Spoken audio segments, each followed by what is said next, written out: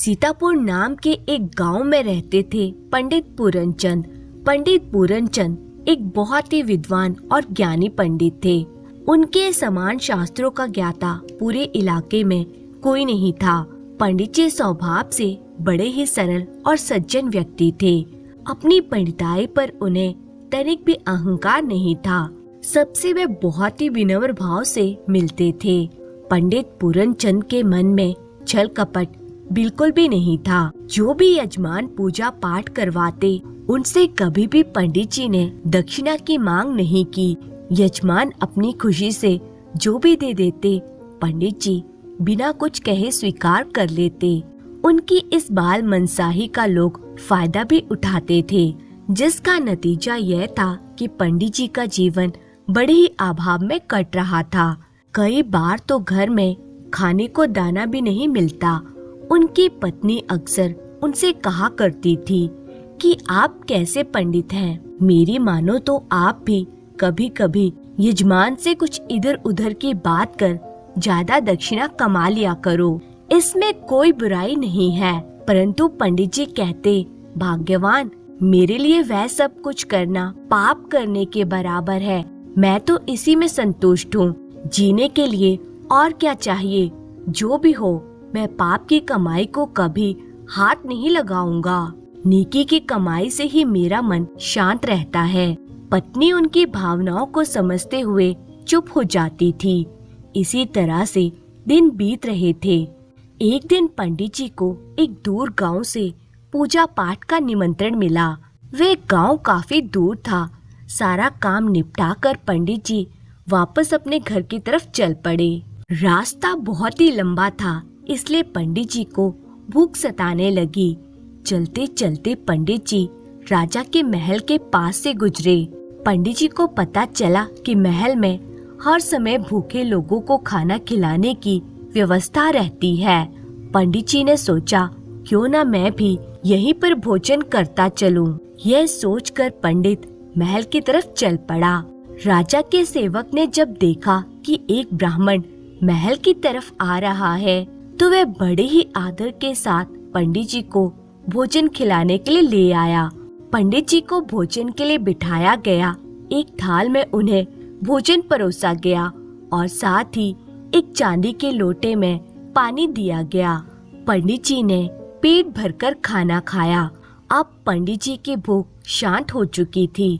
मन ही मन पंडित जी राजा को आशीर्वाद देने लगे, जो कि इतने परोपकार का काम कर रहे हैं। खाना खाने के बाद जब पंडित जी वापस चलने को हुए, तो उनकी दृष्टि चांदी के लोटे पर पड़ी। कुछ क्षण उन्होंने चांदी के लोटे को देखा तो उनके मन में लालच आ गया। पंडित जी ने वह लोटा उठाया और सबसे नजर बचाते हुए अपने कपड़ों में छुपा लिया और चुपचाप महल से निकल गए। शाम ढलते ढलते थके मांदे पंडित जी अपने घर पहुंच गए।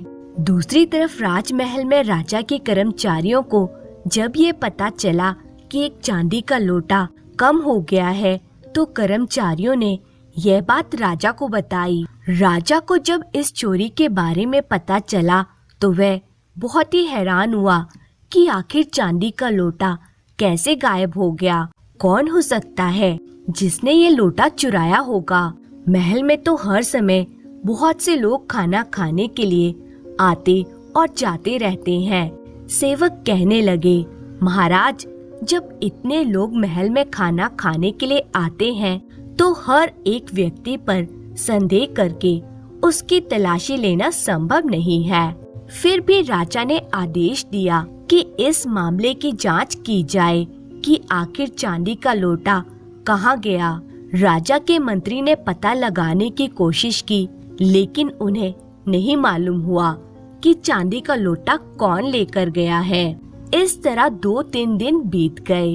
इधर तीसरे दिन जब पंडित पूरनचंद ने उस लोटे में पानी पिया, तो लोटे को देखकर उन्हें मन ही मन पश्चाताप होने लगा कि उन्होंने इतने परोपकारी राजा के महल में चोरी जैसा अपराध किया है।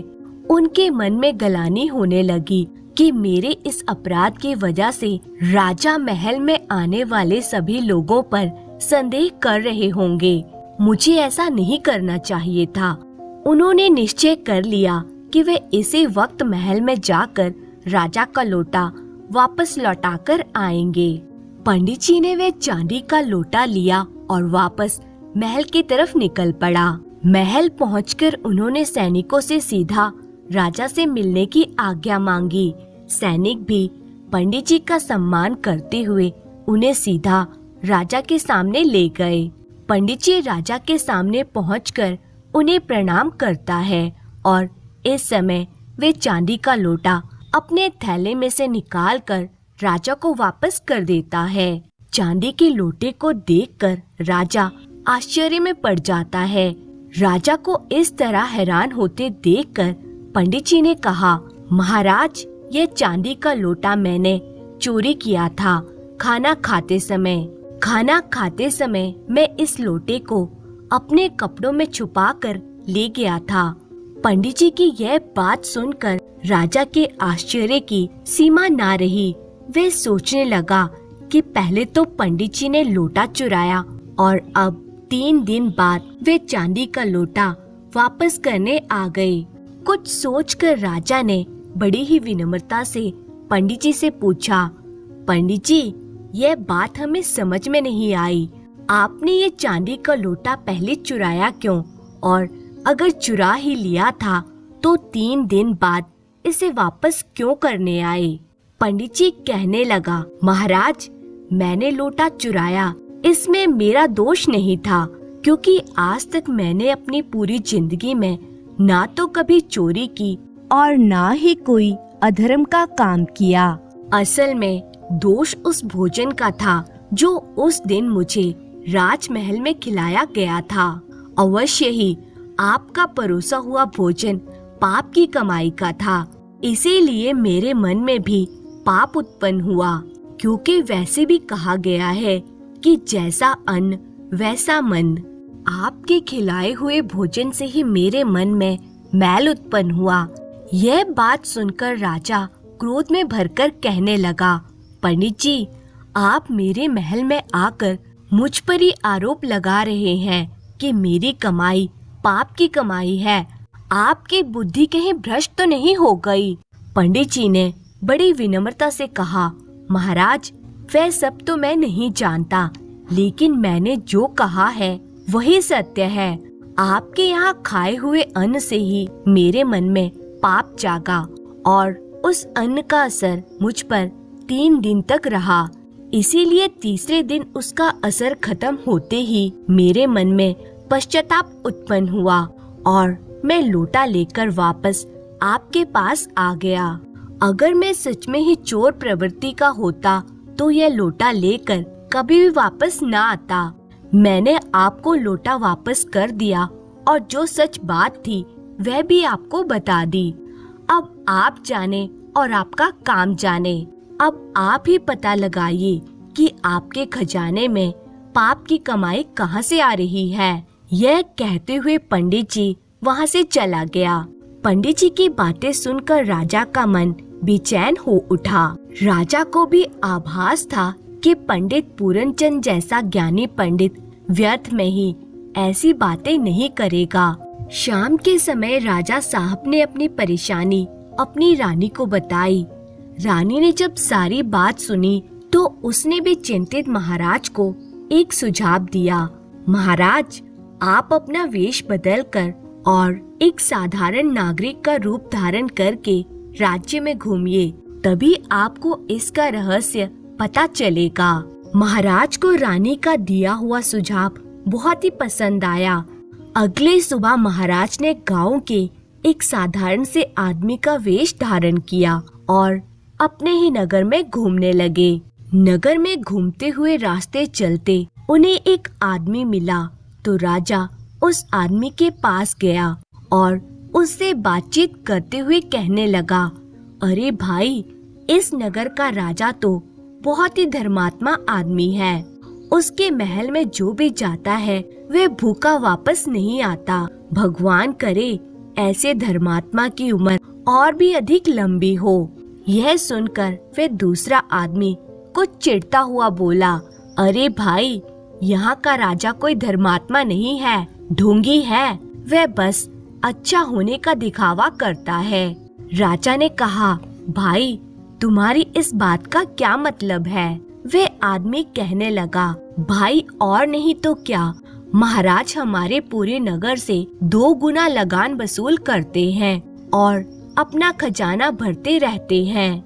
ऐसा पापी है वो राजा कि जितना लगान निश्चित किया गया है उतना लगान वसूल करने के बजाय उससे 2 गुना लगान वसूल करता है। यह सुनकर राजा के पैरों तले से जमीन खिसक गई। राजा बिना कुछ बोले आगे बढ़ गया। इसी तरह से राजा वहाँ घूमते हुए और कई लोगों से मिला। उनके सामने वे अपनी यानी नगर के राजा की तारीफ करता, परंतु हर व्यक्ति राजा को कोस रहा था और यही कहता कि राजा 2 गुना लगान वसूल करके अपना खजाना भरता है। इस तरह हर व्यक्ति राजा को पापी और ढोंगी बता रहा था। अब राजा को मन ही मन बहुत ही दुख सताने लगा कि उसे तो इस बात की जानकारी ही नहीं है कि उसकी नाक के नीचे ऐसा षड्यंत्र चल रहा है कि जितनी लगान की राशि निर्धारित की गई है उसे 2 गुना वसूल की जा रही है। उदास मन से राजा वापस महल में आ गया। राजा ने वापस अपने राजसी वस्त्र पहन लिए। अगली सुबह तुरंत महाराज ने आदेश दिया कि महल के खजाना मंत्री को उनके सामने पेश किया जाए। सिपाही उसी समय खजाना मंत्री को लेकर महाराज के सामने ले आए। राजा ने खजाना मंत्री से सीधा प्रश्न पूछा, मंत्री जी, क्या ये सच है कि राज्य की जनता से 2 गुना लगान वसूल किया जा रहा है? लगान की जो राशि हमने निश्चित की थी उससे 2 गुनी राशि क्यों वसूल की जा रही है, जबकि मैंने ऐसा कोई आदेश नहीं दिया था। यह सुनकर मंत्री जी घबरा गए और उनकी आंखों से आंसू बहने लगे। मंत्री के सारे षड्यंत्र से पर्दा उठ चुका था। राजा ने आदेश दिया कि खजाना मंत्री को कारागार में डाल दिया जाए। अब राजा को यह बात समझ में आ गई थी कि पंडित पूरन चंद के कहे हुए वचन बिल्कुल सच थे कि मेरे खजाने में पाप की कमाई आ रही थी। राजा ने तुरंत यह घोषणा करवा दी कि प्रजा से इस साल लगान नहीं लिया जाएगा। इस वर्ष का लगान माफ कर दिया गया है और साथ ही साथ अपने सिपाहियों को आदेश दिया कि पंडित पूरन चंद को पूरे सम्मान के साथ महल में बुलाया जाए। जब सिपाही पंडित जी के घर पहुँचे, सिपाहियों को देखकर पंडित पूरन चंद घबरा गए।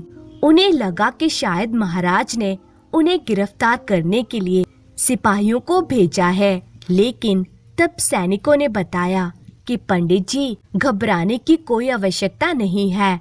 महाराज ने पूरे सम्मान के साथ आपको महल में बुलाया है। जब पंडित जी महल पहुँचे तो महाराज कहने लगे, पंडित पूरन चंद जी, हमने आज तक आप जैसा ज्ञानी और विद्वान पंडित नहीं देखा। आपकी कही हुई बात 100% सही निकली और आपकी इस काबिलियत को देखकर आज हम आपको अपना राजपुरोहित नियुक्त करते हैं और राजकाज के कार्यों में भी आप हमें सलाह दिया करेंगे। अब पंडित जी को अपनी योग्यता और ज्ञान के आधार पर एक अच्छा पद मिल गया था। वे बहुत ही प्रसन्न थे। तब पंडित जी ने महाराज को परामर्श दिया, महाराज, राजा का ये कर्तव्य है कि वे समय समय पर इस बात की जांच पड़ताल करता रहे कि उसके खजाने में आने वाला धन पाप की कमाई का ना हो। आप स्वयं भी अपने मंत्रियों के कामकाज की निगरानी किया कीजिए, ना कि पूरी तरह से आंखें बंद करके उन पर विश्वास कर ले। राजा ने वचन दिया कि अब से वे स्वयं भी राजकाज के कार्यों की समीक्षा किया करेंगे। इस घटना के बाद राज्य की जनता में महाराज की प्रतिष्ठा और विश्वास एक बार फिर से स्थापित हो गया। पंडित जी ने घर पहुंचकर अपनी पत्नी को जब ये खुशखबरी दी तो वह भी बहुत प्रसन्न हुई। अब पंडित जी के घर की दरिद्रता समाप्त हो चुकी थी। वे राज दरबार में महाराज के सलाहकार और राजपुरोहित के रूप में कार्य करने लगे। महाराज भी इस बात से खुश थे कि पंडित पूरनचंद के रूप में उन्हें एक बहुत ही विद्वान और बुद्धिमान व्यक्ति मिल गया है।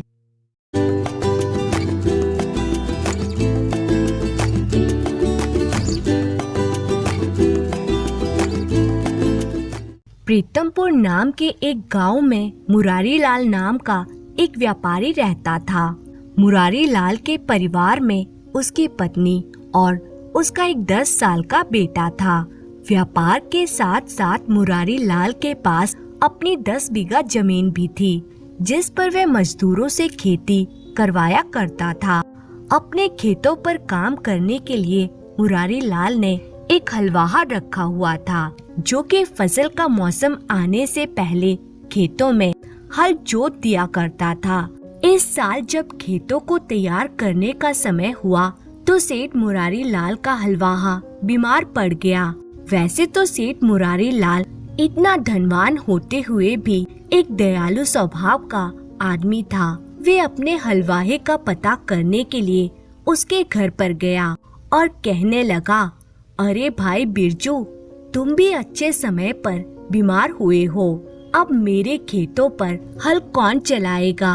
बिरजू कहने लगा, हुजूर, अगर मेरे बस में होता तो मैं अवश्य ही आपके खेतों में हल चलाता, परंतु मेरी मजबूरी है। इस साल आप किसी और आदमी का प्रबंध कर लीजिए। ठीक है भाई, तुम आराम करो। जब एकदम भले चंगे हो जाओगे तब मेरे पास आ जाना। इतना कहकर सेठ मुरारी लाल अपने घर वापस आ गया, परंतु अब उसे चिंता सताने लगी कि खेतों में हल चलाने के लिए आखिर वह किसे ढूंढे, क्योंकि खेती का मौसम अब बिल्कुल सर पर आ गया था और ऐसे समय में गांव के सभी लोग अपने अपने खेतों में जुट गए थे और इस समय कोई भी मजदूर मिलना बहुत ही मुश्किल था। उसी गांव में एक युवक रहता था जिसका नाम किशोर था। उसका इस दुनिया में कोई नहीं था। गांव में उसकी एक छोटी सी झोंपड़ी थी, जो कि व्यापारी मुरारी लाल के खेतों के पास ही थी। किशोर दिन भर गांव में इधर उधर घूमता रहता। किसी ने कुछ करने को कहा तो कर देता। किशोर हमेशा मस्त रहता था। उसे ना दिन की फिक्र रहती थी और ना ही रात की चिंता। जब थक जाता तो अपनी झोंपड़ी में चला आता। किशोर हमेशा मस्त मलंग सा बिना किसी चिंता के अपनी झोंपड़ी में पड़ा रहता। किसी की उसे कोई परवाह नहीं थी, ना कोई छोटा मोटा ना कोई बड़ा। उसकी नजर में सब बराबर थे। कोई बच्चा भी उसे किसी काम के लिए कहता तो वह जी मालिक कहकर उसका काम कर देता। कहीं से 2 जून की रोटी मिल जाती तो खा लिया करता और चला आता अपनी झोंपड़ी में। यही किशोर की दिनचर्या थी। जब सेठ मुरारी लाल का हलवाहा बीमार पड़ गया तो वह सोचने लगा कि अब मेरे खेतों को कौन तैयार करेगा, उन पर हल कौन चलाएगा, अब क्या किया जाए। अचानक खेत के मुंडेर पर उसे किशोरी लाल दिख गया। वह खुश हो गया। उसे लगा कि किशोर उनका कहना नहीं टालेगा, इसलिए सेठ मुरारी लाल ने उसे आवाज दी, किशोर, ओ किशोर। किशोर ने उनकी आवाज सुनी तो वहीं से चिल्लाया, पाँव लागन मालिक, और दौड़ता हुआ मुरारी लाल के पास पहुंच गया। मुरारी लाल ने कहा, किशोर, 2-4 दिन तू मेरे खेत जोत दे। मेरा हलवाहा बीमार पड़ गया है, वह जब ठीक हो जाएगा तब काम पर आ जाएगा। किशोर मुरारी लाल के खेतों पर हल चलाने के लिए तैयार हो गया। किशोर सेठ मुरारी लाल के घर से हल और बैल ले आया और खेत की जुताई में लग गया। मुरारी लाल एक व्यापारी भी था, तो वह सुबह सुबह तैयार होकर खेत से होता हुआ अपनी दुकान के लिए निकल पड़ा। उसने देखा किशोर तन्मयता के साथ खेत जोतने में लगा हुआ है। मन ही मन खुश होते हुए मुरारी लाल ने किशोर को आवाज देकर कहा, ओ किशोर, जरा इधर आ। किशोर खेत के बीच से ही चिल्लाया, आया मालिक, और दौड़ता हुआ मुरारी लाल के पास पहुंचा और हांफते हुए पूछा, जी मालिक। मुरारी लाल ने किशोर से कहा, देख किशोर, मन लगा के खेत जोतना, अपना काम समझ के जितना कर सको करना। शाम को दुकान से लौटकर तुझे हलवा खिलाऊंगा। यह सुनकर किशोर खुश हो गया और बोला, जी मालिक। इसके बाद मुरारी लाल दुकान पर चला गया और किशोर पूरी उमंग के साथ खेत जोतने में लग गया। जब थोड़ी थकान होती, किशोर गाने लगता, मालिक आएंगे हलवा लाएंगे, मैं तो जी भर के हलवा खाऊंगा, मस्त होकर सोने जाऊंगा। दुकान से लौटते समय मुरारी लाल खेत वाले रास्ते से ही आया। उसने देखा किशोर खेत जोतने में जुटा हुआ है। उसे यह देखकर आश्चर्य हुआ कि जितना खेत उनका हलवाहा 7 दिनों में जोतता है, उससे कहीं अधिक खेत किशोर एक दिन में ही जोत चुका था। सेठ मुरारी लाल अपने घर लौट गया। वे बाजार से थोड़ा हलवा खरीदकर खेत की ओर चल पड़ा। खेत पर पहुंचकर उसने किशोर को आवाज दी, ओ किशोर, आ, बहुत हो गया, अब कल जोतना। चल आ, हाथ मुंह धो ले, थक गया होगा, तुम्हें भूख भी लगी होगी, जल्दी आ, मैं तेरे लिए हलवा लेकर आया हूँ। किशोर ने दूर से ही देखा, मुरारी लाल के हाथों में बड़ा सा बर्तन था। बड़ा सा बर्तन देखकर वे बहुत खुश हुआ और कुएं पर पहुंचकर उसने हाथ पांव धोए, कुल्ला गरारी किया और झूमते हुए मुरारी लाल की ओर चल पड़ा। चलते चलते वे वही गीत गुनगुनाने लगा, जी भर के हलवा खाऊंगा, तब मैं सोने जाऊंगा। जब वे सेठ मुरारी लाल के पास पहुंचा तो उसने बर्तन किशोर की तरफ बढ़ा दिया। बर्तन जैसे ही किशोर ने पकड़ा तो उसके वजन से ही किशोर को लगा कि बर्तन खाली है। किशोर ने जब बर्तन में झांका तो उसका सारा उत्साह फीका पड़ गया और उसके मुंह से निकला, यह क्या मालिक, आपने तो मुझे कहा था कि आप मुझे हलवा खिलाएंगे।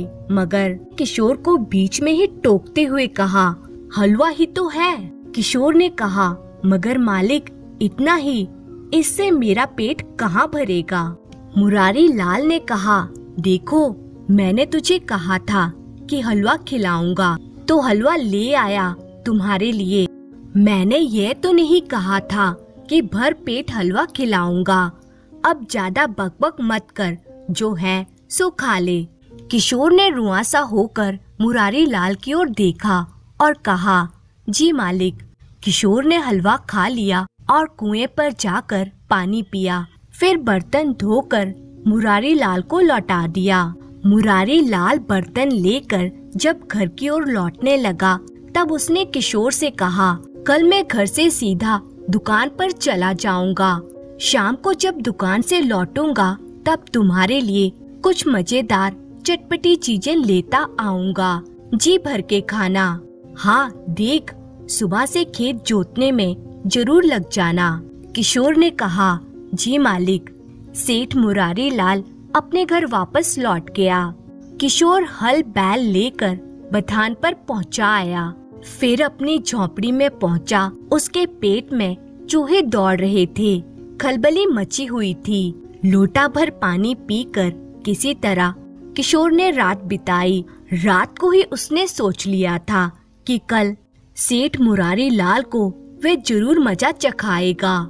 दूसरी तरफ सेठ मुरारी लाल किशोर के काम से खुश था। उसने सोचा, बेचारा किशोर दिन भर काम में जुटा रहा, उम्मीद से ज्यादा खेत जोत दिया, लेकिन उसे आज भरपेट खाना भी नहीं मिला। खैर, कल उसके लिए कचौड़ी जलेबी लेकर आऊंगा, इतना कि उसका पेट भर जाए। दूसरे दिन शाम को खेत पर जब मुरारी लाल हाथ में कचौड़ी जलेबी से भरा बर्तन लेकर पहुंचा, तो देखा किशोर एक ही जगह हल बैल चलाए जा रहा है। दिन भर में वह इतना छोटा सा खेत जोत नहीं पाया था। हाँ, जितनी जमीन जोती है उतनी जमीन की मिट्टी चूड़ होकर पाउडर की तरह महीन हो चुकी है। सेठ मुरारी लाल को कुछ समझ में नहीं आया कि किशोर एक ही जगह हल क्यों चलाए जा रहा है। उन्होंने क्रोध में आवाज दी, ओ किशोर, इधर आ। किशोर ने उनकी ओर देखा और चिल्लाकर बोला, आया मालिक। किशोर हल बैल छोड़कर मुरारी लाल के पास आने से पहले कुएं पर गया और हाथ पैर धोकर मुरारी लाल के पास पहुंचा और बोला, लाइए मालिक, मजेदार और चटपटी चीजें, भूख लगी है, खा तो लूं। मुरारी लाल ने हाथ में पकड़ा हुआ बर्तन किशोर की ओर बढ़ा दिया। किशोर बर्तन में जलेबी कचौड़ी देखकर बहुत खुश हुआ और वहीं पलाथी मारकर बैठ गया और खाने लगा। मुरारी लाल उसे खाता देखकर मन ही मन खींच रहा था। जब किशोर खा चुका और बर्तन धोकर उन्हें थमाने लगा, तब मुरारी लाल ने बर्तन लेते हुए किशोर से पूछा, किशोर, आज दिन भर में तू कट्टा भर जमीन भी नहीं जोत पाया, ऐसे ही जोताई होती है क्या? किशोर ने मुरारी लाल की आवाज से उत्पन्न क्रोध को महसूस किया और तड़क कर बोला, मालिक, आप नाराज क्यों होते हैं? मैंने तो कहा था खेत जोतूंगा, सो जोत रहा था। मैंने यह थोड़ी ही कहा था कि सारा खेत जोत दूंगा। मुरारी लाल को तुरंत हलवे वाली बात याद आ गई और उनका क्रोध जाता रहा। किशोर ने उसे एहसास करा दिया था कि दूसरों को धोखा देने वाले को खुद भी धोखा खाना पड़ सकता है। किशोर की मस्त मलंग आवाज से मुरारी लाल हंस पड़ा और बोला, किशोर, सच में तू बहुत ही अच्छा इंसान है। कल मुझसे गलती हो गई थी, अब ऐसा कभी नहीं होगा। मैं सदैव इस बात का ध्यान रखूंगा। किशोर हंस दिया। मस्त हंसी और हल बैल लेकर किशोर बथान की ओर चल पड़ा। सेठ मुरारी लाल उसे मस्त चाल में जाते हुए देखता रहा।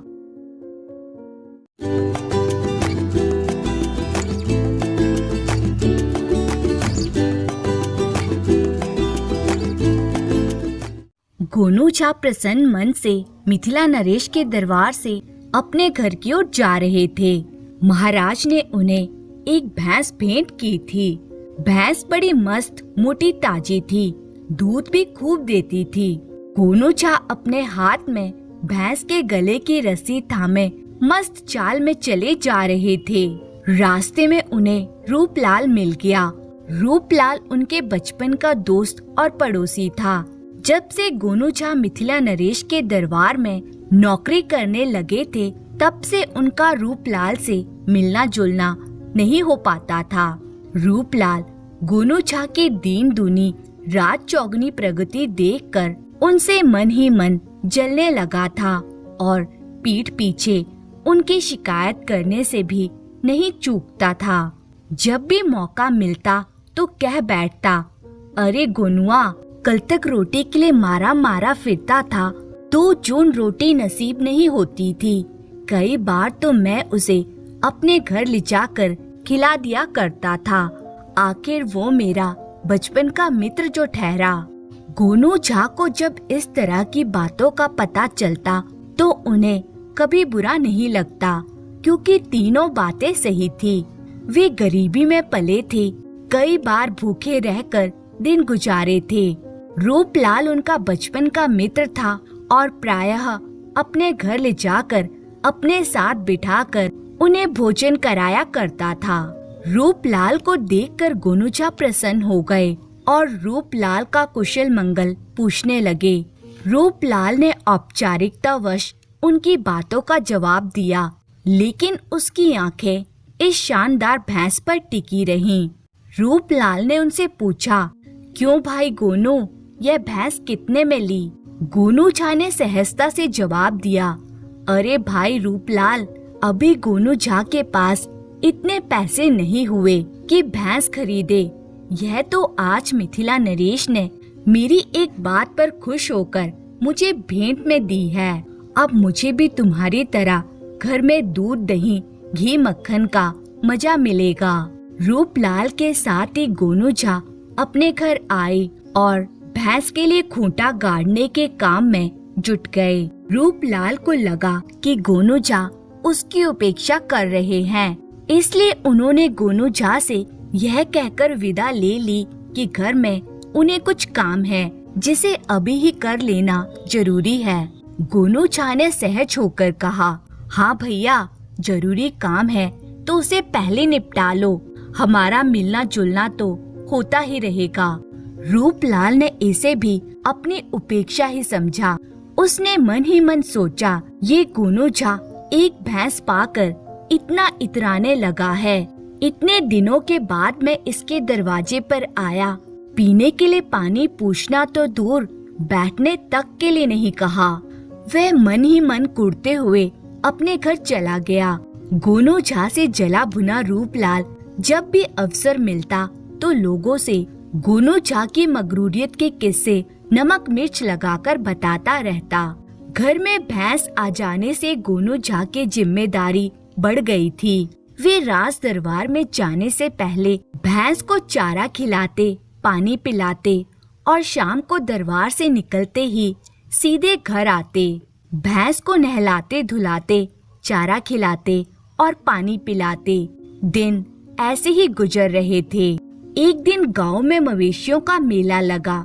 मेले में गांव के मवेशियों के स्वास्थ्य परीक्षण की भी व्यवस्था थी तथा अच्छे रख रखाव वाले मवेशियों की एक प्रतियोगिता भी थी।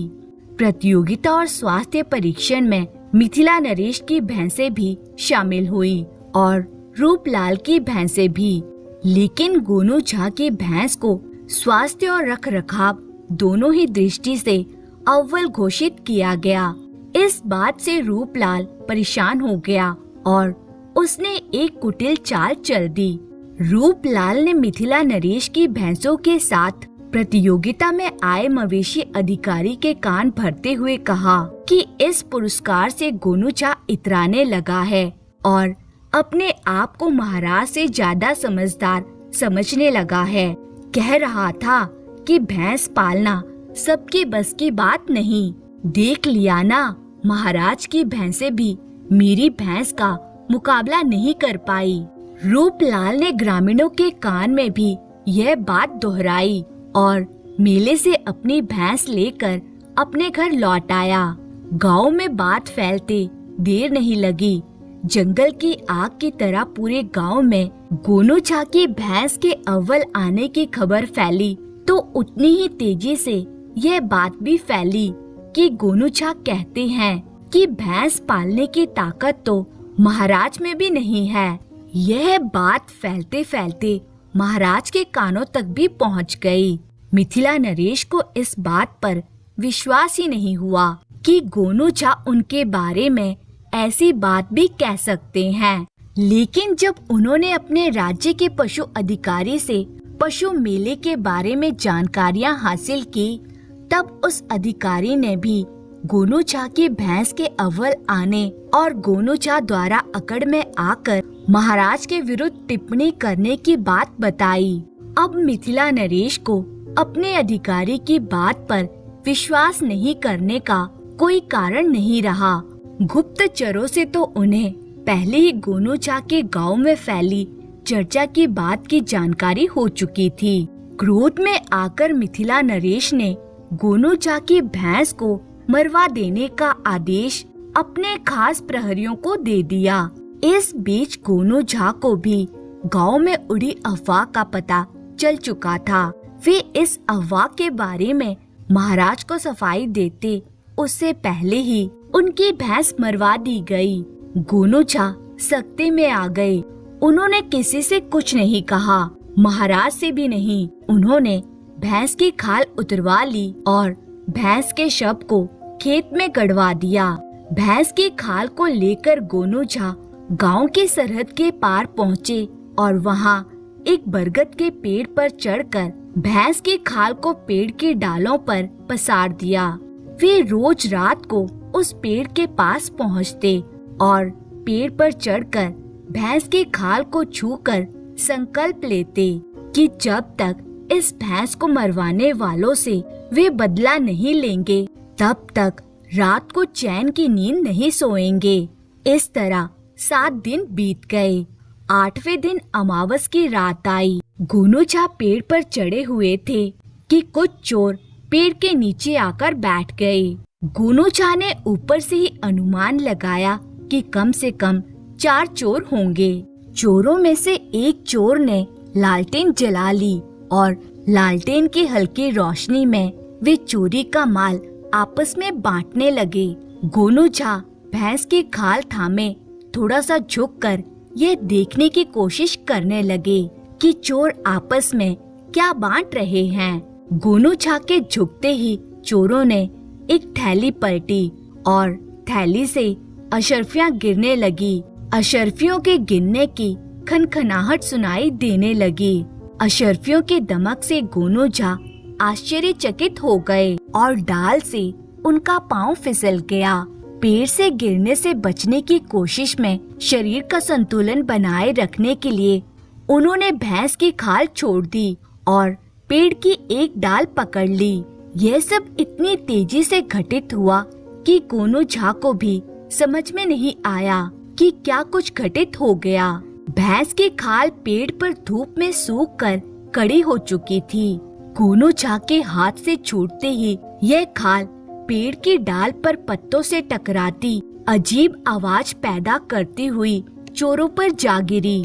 चोर इसे प्रेत लीला समझकर वहां से डरकर सिर पर पैर रखकर भागे। गोनू झा ने देखा चोर बिना पीछे मुड़े भागते जा रहे हैं और अंततः घने अंधकार में विलीन हो गए।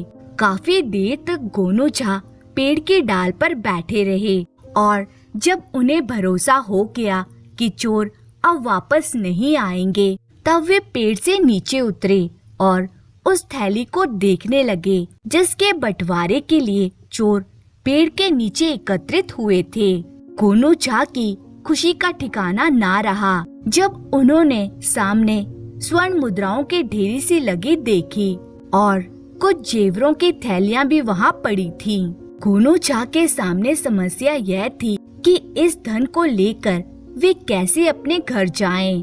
अंततः उन्होंने अपने गमछे में सारा धन समेट लिया और उसे उठाकर अपने घर वापस आ गए। घर पहुँचते पहुँचते सवेरा होने लगा। पेड़ों पर चिड़ियों का कलरव शुरू हो गया। घर पहुँचने पर गोनू झा ने संतोष की सांस ली कि उन्हें रास्ते में किसी ने देखा नहीं। गोनू झा ने मन ही मन सोचा कि यह ईश्वरीय कृपा ही है कि उन्हें इतना धन प्राप्त हो गया है। अब उनके मन में ये जानने की जिज्ञासा पनपी कि उनके पास स्वर्ण मुद्राएं कितनी हैं। जेबरों की एक पोटली बनाकर उन्होंने संदूक में रख ली और स्वर्ण मुद्राओं की मात्रा देखकर उन्हें ये लगा कि यदि वे इन्हें गिनने में लग जाएंगे तो दिन ढल जाएगा, तब भी शायद गिनती पूरी ना होगी। यदि इन स्वर्ण मुद्राओं को तौल लिया जाए तो काम चल जाएगा। यह विचार मन में आते ही उनके सामने समस्या आई कि तौलें तो तौलें कैसे, घर में तो तराजू ही नहीं है। फिर उन्होंने सोचा कि चलो रूपलाल के घर से तराजू ले आते हैं, उनके पास तराजू जरूर होगा। रूपलाल का ख्याल उनके मन में 2 कारणों से आया। एक तो रूपलाल उनका बचपन का मित्र है, दूसरा वे उनके पड़ोस में रहता है। गोनू झा रूपलाल के घर की ओर चल पड़े।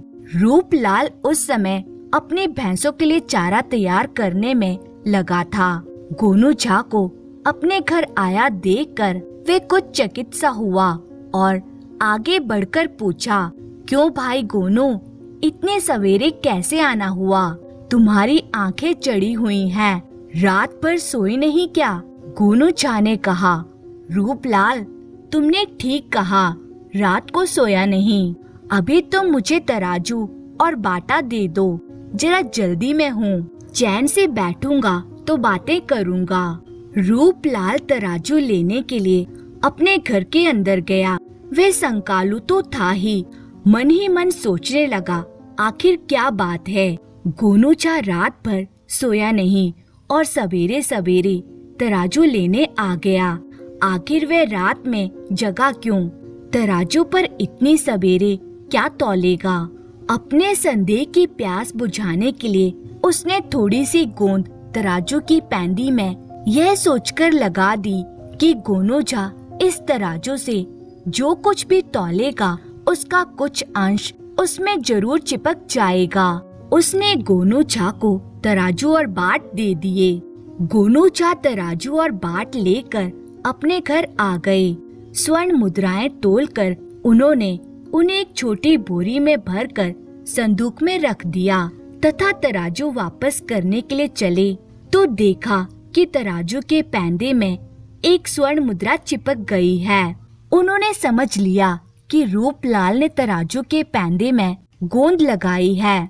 शायद वे ये जानने को उत्सुक था कि मैं क्या तोलूंगा।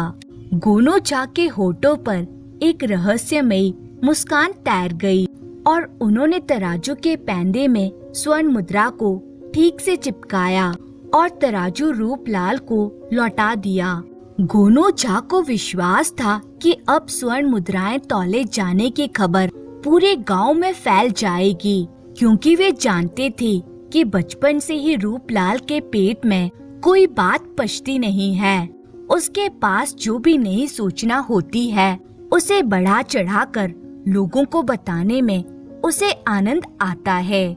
और गोनूचा चाहते थे कि गांव वालों को जानकारी मिले कि गोनूचा के पास हजारों स्वर्ण मुद्राएं हैं। हुआ भी यही। दिन चढ़ते ही गोनूचा के पास बधाई देने के लिए लोग आने लगे। उनका मकसद बधाई देना कम, ये जानना जरूरी था कि आखिर गोनूचा के पास इतना धन आया तो आया कहां से कि स्वर्ण मुद्राएं गिनने की जगह उन्हें तौलना पड़ा। रूपलाल भी उन जिज्ञासुओं में से एक था। गोनूचा ने अपने दरवाजे पर खड़े ग्रामीणों को देखा तो मन ही मन सोचने लगे, ये वही लोग हैं जिनके द्वारा उड़ाई गई अफवाह के चलते उनकी प्यारी भैंस को महाराज ने मरवा दिया। अंततः रूपलाल ने जब उनसे बचपन की दोस्ती का वास्ता देकर धन का रहस्य जानना चाहा, तब गोनूचा बोले, भाई रूपलाल, तुमसे क्या छुपाना। भैंस के मरने के बाद मैंने उसकी खाल उतरवा ली थी, क्योंकि मुझे मालूम था कि गांव के बाहर बरगद के पेड़ पर एक पिशाच रहता है। उसे भैंस की खाल बहुत भाती है और वे भैंस की खाल के लिए जितना चाहो उतना धन देता है। मैं रोज रात को बरगद के पेड़ के पास भैंस की खाल लेकर जाता था। कल अमावस की रात को वे पिशाच मुझे मिल ही गया और उसके बाद उसने मुझसे भैंस की खाल लेकर मुझे स्वर्ण मुद्राएं दी। उस पिशाच ने मुझे और भी भैंसों की खालें देने को कहा, क्योंकि उस पिशाच की बेटी की शादी है तथा वह हर बाराती को एक एक खाल देने का फैसला कर चुका है। पिशाच ने मुझसे कहा कि धन की चिंता मत करो, भैंस की खालों के लिए वे मुझे मुंह मांगी कीमत देने को तैयार है, लेकिन मेरे पास अब कोई भैंस तो है नहीं कि मैं उन्हें मारकर पिशाच को बेच आऊं। इसलिए जो मिल गया उसी से संतोष कर रहा हूँ। वैसे भी कहते हैं कि लालच बुरी बला है। ग्रामीणों को तो मानो खजाने की चाबी मिल गई। सब खुशी खुशी लौट गए। गोनूचा को ग्रामीणों की चाल देखकर समझ में आ गया कि वे जो चाहते थे वह हो गया। दूसरे दिन पूरे गांव में दूध के लिए हाहाकार मच गया। गांव की जितनी भी भैंसें थी मारी जा चुकी थीं। खालें उतारकर इन भैंसों को खेतों में दफना दिया गया था। गोनूचा तक बात पहुंची तो वे बुदबुदाए, जैसी करनी वैसी भरनी। फिर गुनाने लगे, लालच बुरी बला रे भैया, लालच बुरी बला। गोनूचा ने देखा ग्रामीणों का झुंड रोज रात को गांव के बाहर वाले बरगद के पेड़ के पास हाथ में भैंसों की खाल लेकर जाता और सुबह तक इंतजार करने के बाद लौट आता। इनमें रूपलाल भी था। गोनूचा उन्हें देखकर मन ही मन खूब हंसते और मस्ती में आकर गुनगुनाने लगते, लालच बुरी बला रे भैया, लालच बुरी बला। अंततः अमावस की रात भी आकर गुजर गई। ग्रामीणों की भैंस की खाल खरीदने के लिए कोई पिशाच नहीं आया बरगद के पेड़ के पास जो सन्नाटा छाया था, छाया ही रहा। एक के बाद दूसरी अमावस की रात जब यूं ही गुजर गई, तब ग्रामीणों ने खुद को ठगा हुआ महसूस करना शुरू कर दिया। दूध के अभाव में गांव में त्राही त्राही मची थी और प्रायः सभी गांव वालों के खेतों से भैंस के शवों के सड़ने के कारण दुर्गंध पैदा होने लगी थी। हारे और क्रोध से उफनते ग्रामीणों का झुंड अब और प्रतीक्षा करने की स्थिति में नहीं था। उनके सब्र का बांध टूट चुका था। वे सब इकट्ठे होकर मिथिला नरेश के दरबार में अपनी फरियाद लेकर गए। महाराज से उन्होंने कहा, महाराज, गोनू झा के कारण आज गांव में एक भी भैंस जीवित नहीं है। हमने उनके बहकावे में आकर अपनी भैंसें मार डाली। दूध के लिए तरस रहे हैं और छोटे बच्चों को दूध नहीं मिल रहा है। मवेशियों के शवों के सड़ने से पूरे गांव में संक्रामक रोग फैलने का खतरा पैदा हो गया है। महाराज को गोनू झा पर बहुत गुस्सा आया। प्रहरी को भेजकर उन्होंने गोनू झा को दरबार में हाजिर होने को कहा। गोनू झा मानसिक तौर पर इस स्थिति के लिए तैयार थे। वे दरबार में हाजिर हुए। महाराज ने ग्रामीणों द्वारा उनके ऊपर लगाए अभियोग के बारे में उनसे जवाब मांगा, तो गोनू झा ने मुस्कुराते हुए कहा, महाराज, इनसे आप ये पूछें कि क्या मैंने इन्हें भैंसों को मारने की सलाह दी थी। ये मुझसे यह पूछने आए थे कि मेरे पास अपार धन कहाँ से आया। क्योंकि इनका प्रश्न कपोल कल्पित था, इसलिए मैंने इन्हें भैंस के खाल की कथा सुना दी। यानी कपोल कल्पित प्रश्न का कपोल कल्पित उत्तर दे दिया। और महाराज, इन्हें कथा सुनाने के बाद मैंने ये वाक्य कई बार दोहराया कि लालच बुरी बला है भाई, लालच बुरी बला है। मगर इन्हें भूत प्रेतों पर विश्वास है। पिशाचों और वितालों के अस्तित्व को ये स्वीकारते और पूजते हैं। इसलिए इन अंधविश्वास वाले मस्तिष्क में लालच नहीं करने के सलाह का भी कोई अर्थ नहीं पनपा। अब आप ही बताएं महाराज कि क्या मैं इनकी करनी का दोषी हूँ। यदि आपको मैं दोषी लगूं तो आप जो चाहें मुझे सजा दे सकते हैं। महाराज ने ग्रामीणों के झुंड की ओर देखा। सभी चुप थे, आंखें नीचे किए खड़े थे। महाराज समझ गए कि ग्रामीणों ने अपने लालच में भैंसें गंवाई हैं। उन्होंने गोनू झा को ससम्मान वापस भेज दिया, जबकि ग्रामीणों को उनकी मूर्खता के लिए फटकार लगाई। ग्रामीण महाराज के पास से अपना सा मुंह लेकर लौट गए। महाराज ने राज्य की ओर से गांव के बच्चों के लिए दूध की व्यवस्था करा दी, क्योंकि यह उनका राजधर्म था। और गोनू झा मस्ती में गुनगुनाते हुए अपने घर की ओर जा रहे थे और कह रहे थे, लालच बुरी बला है भैया, लालच बुरी बला है। तो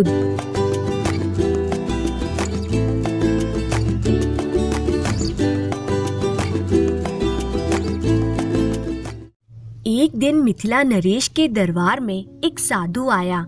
नरेश ने उनकी खूब आव भगत की। श्रद्धा से हाथ जोड़कर उनका आशीष ग्रहण किया। साधु ने बताया कि वे चारों धाम का भ्रमण करके लौटा है।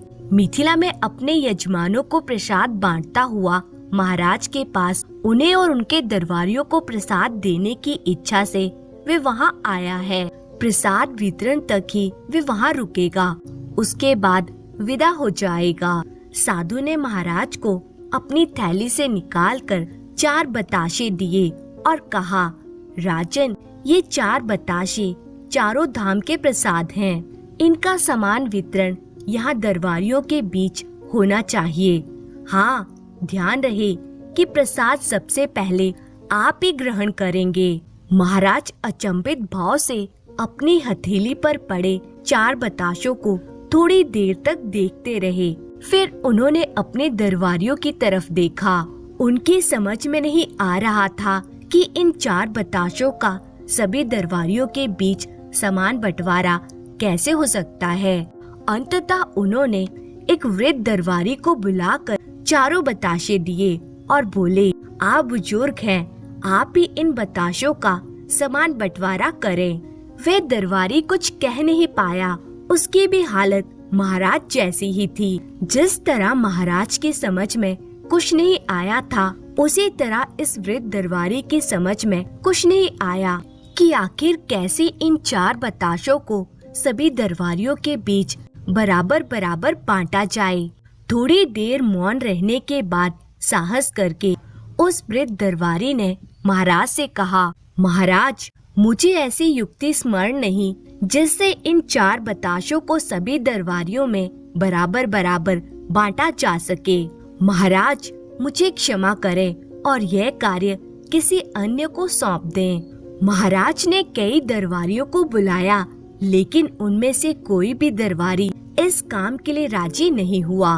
दरबार में बैठा काना नाई, जो गोनू झा से बैर भाव रखता था, अपने आसन से उठा और महाराज से कहने लगा, महाराज, यह कार्य इस दरबार में केवल एक ही व्यक्ति कर सकता है, वे और कोई नहीं, हमारे दरबार के सबसे गुणी व्यक्ति गोनू झा जी हैं। आप ये कार्य उन्हें सौंपे, फिर कोई समस्या नहीं रहेगी। महाराज काना नाई की कुटिलता भांप गए। गोनू झा ने भी समझ लिया कि काना नाई ने इस कार्य को असंभव मानकर उन्हें नीचा दिखाने के लिए उनके नाम का प्रस्ताव रखा है। इस बात को भांपते ही गोनू झा के होठों पर मुस्कान तैर गई। महाराज ने गोनू झा की तरफ देखा ही था कि गोनू झा अपने आसन से उठ खड़े हुए और मुस्कुराते हुए बोले, जी हाँ महाराज, मैं इस प्रसाद का सभी दरबारियों में समान वितरण करूँगा, आप आदेश दें। महाराज ने गोनू झा को बुलाकर बताशे उन्हें दे दिए। गोनू झा ने श्रद्धा पूर्वक अपनी हथेलियों में बताशे लिए और महाराज से विनीत स्वरों में बोले, महाराज, कृपा करके एक जल से भरा हुआ बड़ा मटका, 1 बोतल गुलाब जल, 1 किलो चीनी और इस दरबार में जितने लोग उपस्थित हैं, उतनी संख्या में मिट्टी के कुल्हड़ की व्यवस्था यथाशीघ्र करवा दें। गोनू झा की मांग तत्काल पूरी करने का निर्देश महाराज ने दे दिया। थोड़ी ही देर में सारी वस्तुएं दरबार में आ गईं। गोनू झा ने चीनी पानी से भरे मटके में डाल दी, फिर उसमें गुलाब जल की बोतल खोलकर सारा गुलाब जल उड़ेल दिया। फिर उन्होंने एक कड़छी की मांग की, कड़छी भी आ गई। एक आदमी को गोनू झा ने मटके के पानी में डाली गई चीनी को हिलाकर पानी में घोलने का निर्देश दिया। दरबारी गण आंखें फाड़े फाड़े सारी गतिविधियां देख रहे थे।